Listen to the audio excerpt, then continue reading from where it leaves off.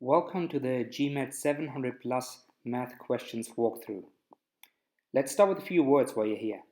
By now you've probably noticed that GMAT is not really testing how good you're at math, but it's rather testing you for how long it takes to find the right approach.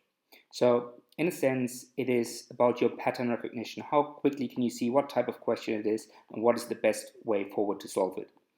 Unfortunately, that comes with practice, and that is especially important for the later questions in the exams, which will be a little bit harder. So I'm going to walk you through some of the 700 plus math questions, and this is the first video of a whole collection.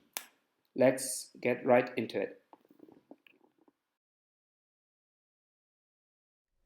Here we have a problem with machines working at different working speeds.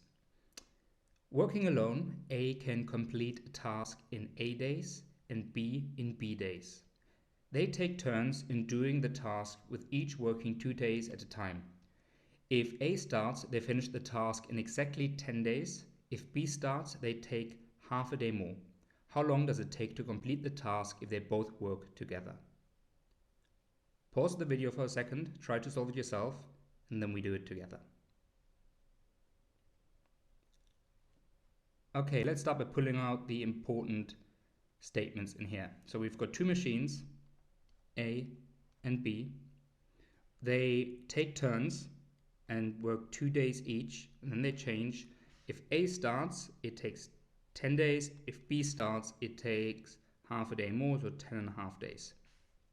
So what I like to do with these kind of questions, I always try to visualize it because it can be very difficult to solve otherwise. So let's try to draw a timeline. Okay, so we have 2 days, 4, 6, 8, 10, and then we've got our 10.5 here. And in the first scenario, we start with machine A, then we switch to B, A, B, A, and then we finish after 10 days.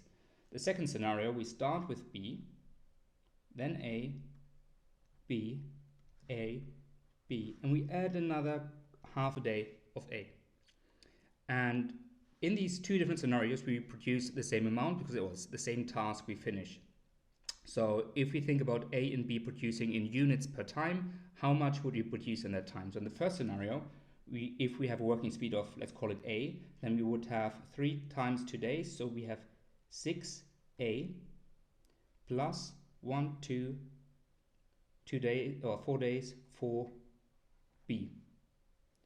And this has to be the same as we do in the second scenario. So in the second scenario, we have 1, 2, 3 times 2, 6B plus 1, 2, so 4.5 of A. So let's simplify this. So we have 1.5A is the same as 2B. Therefore, B is running at 75% at the speed of A. So how big is the task in total? In total, we substitute the 0.75 in here in the B, then we have 6A plus 4 times 0.75A. So we complete a total of 9A in our 10 days or 10.5 days. So if now both machines work together, then A plus B is our working speed, and we will work at a rate therefore of 1.75A. So how much time does it take? The time it takes is our total, which we have to produce, which is 9A divided by the 1.75A, which is the same as 9 divided by 7/4 or 36/7.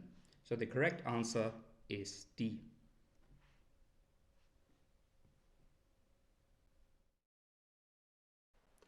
Thank you for watching the first video of this course. I hope it was useful for you.